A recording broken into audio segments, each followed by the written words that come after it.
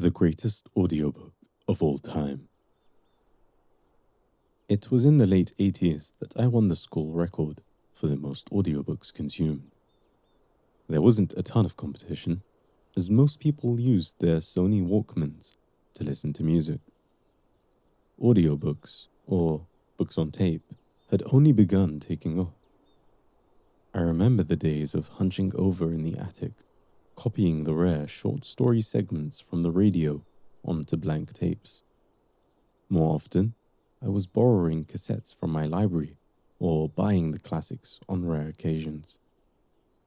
I inherited my grandmother's personal collection too. She was the complete opposite of me and didn't like to hold onto or own much at any one time. Being a bookworm at 14 in the mid-80s and receiving a Walkman for stellar exam scores after some lackluster performances was a recipe for talking book mania. My obsessive hoarding personality only added jet fuel for this new outlet. I became a collector of information and stories, capturing sound waves on magnetic particle-coated plastic.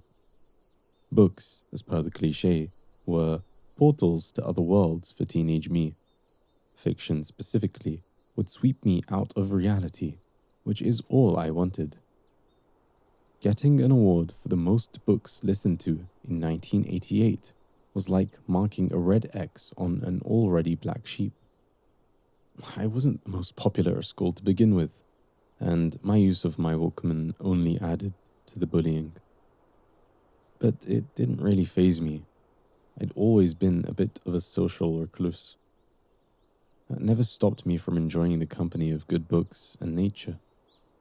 It was the perfect escapism, especially as books on tape allowed me to follow said stories wherever I was in the world. I was fortunate to live near one of the national parks growing up. It was relatively safe, and my parents let me go for walks and runs there. There was nothing quite like it. The sun warming up in the early hours, filtering through the leaves as I ran through the beautiful hills and forests, the wet dew from the grass seeping into my running shoes. I had a clean loop that I was pretty consistent with. There were enough permutations to it via the pathways in the park that I could always customize my route based on the day and how muddy the terrain was, which was a seasonal consideration. Gradually, through my late teens, I noticed my environment change around me, not physically, but in the realm of my mind. As I ran, listening intently, I found that storylines and ideas became spatially anchored to the places I'd passed through. This realization clicked one day when I was 2/3 through The Hobbit, a 5-mile run. This regular running route became a landscape of borrowed thoughts. It was as if I were collaborating with the natural world around me to create a hybrid world of imagination and reality. I could recall certain passages of Orwell's 1984 when running down a path I normally frequent in the winter. Certain concepts came flooding back, carried by a path I'd worn out one winter while listening for the first time. The recent runs, while listening to descriptions of the Shire, blended in with the rolling hills in the forest clearing. Listening while moving through space had created a living mind palace, one that permeated through time. These were mind palaces outside of my closed-eye visualizations, occupied by the writing of others in place of my own thoughts. This dynamic tri-companionship between me, books, and nature in motion became an addiction. It was, to me, the single greatest way to experience a book, which led me to think, what was the best book I could do this with? I experimented with sci-fi and fantasy novels, the classic escapism genres for me, whose iconography was deep in my psyche. I branched out into biographies and philosophy. There wasn't the greatest diversity of audiobooks at the time, mind you, but I enjoyed these more than I thought I would. For someone who hoards a lot of tapes, my supply of new books started to dwindle. 2 years of exams had kept me away from library sales and thrift stores too. I began to tap into my grandmother's collection. Her tapes were modest in number, which for her was a feature, not a limitation. On a day when the clouds promised rain, I wanted to get a quick run-in and pocketed the first cassette my hands could grab from her old shoebox. I ran down the stairs, patting my jogger pockets to make sure I had keys. I put the bulky Walkman in the other pocket, and I threw the headphones around my neck. I got to the national park entrance near the house, where the path forks left into the trees. I pulled out what I realized was part 7 out of 8 of a bilingual recitation of the Quran, Arabic, with an English translation woven through.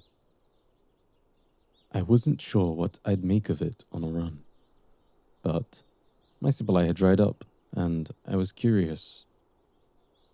The gratifying click of side A of the tape going in, followed by the tactile push of the play button, coincided with my first strides on the path. I recognized it instantly.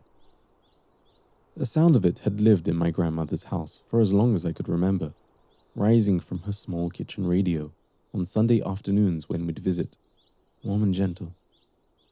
It had always been background, furniture to me almost. I was seeing the forest warp beyond the peripheries of my eyes, but it was as if I was sitting on the floor by the coffee table in her living room, listening to my parents speaking with her as I had cookies with milk. The Arabic came first, and there was something in the sound of it that I didn't have a category for. It wasn't music, nor was it ordinary speech. Then came the English. My pace slowed down without meaning to. Blessed is the one in whose hands rests all authority, and he is most capable of everything. He is the one who created death and life in order to test which of you is best in deeds, and he is the Almighty, all-forgiving. I had run this path hundreds of times. I knew where the light came through the canopy at this time of day and year, cloudy or not, where the ground dipped and was slippery, and where the mud gathered after rain. I also knew which set of hills I ascended when I first heard about the dragon Smaug, which oak roots I was navigating when I first encountered Marcus Aurelius. But something had changed. It was as if the world shifted into focus for the first time. I'd been running away from reality, and now I was being confronted with the purpose of life itself. He is the one who created 7 heavens, one above the other. You will never see any imperfections in the creation of the most compassionate. So look again. Do you see any flaws?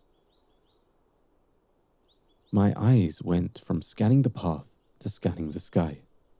The perfect blue sky. I tried to find imperfections.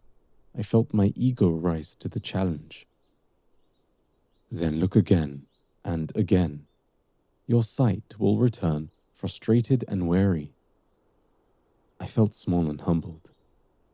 The only imperfection I saw were the floaters that obstructed my vision of a beautiful sky. Hearing the Arabic, and then the meaning of those words, sent an indescribable ripple through my heart. Those words were undeniable. He is the one who smoothed out the earth for you, so move about in its regions and eat from his provisions.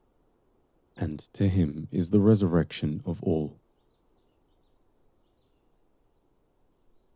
By the time I reached the long flat stretch where I normally pushed my pace, I had forgotten to push. It was only after hearing these words that I realized that I wasn't even running anymore. I used to feel like a king running through the national park. For the first time, I was able to wake up to the reality that this entire dominion belonged to the one. Every audiobook I had loved had pulled me out of my world and into someone else's. This one kept me exactly where I was and changed what I was looking at. I knew with full conviction that I was hearing the words of the author of the earth. The loci of overlaid reality I had been building for years were full of loaned words. Bilbo's shire in the forest clearing, Orwell's grey corridors on the winter path, Sagan and Huxley competing for the skies. Beautiful, all of it, but borrowed. What was happening now felt different. It was, to me, less like moving into someone else's imagination, and more like something ancient within me being able to finally recognize the landscape around me for what it had always been meant for. My whole life, I'd used literature as escapism for avoiding the present. By the grace of the Merciful One, I'd stumbled on the greatest audiobook, and what I hope is my closest companion.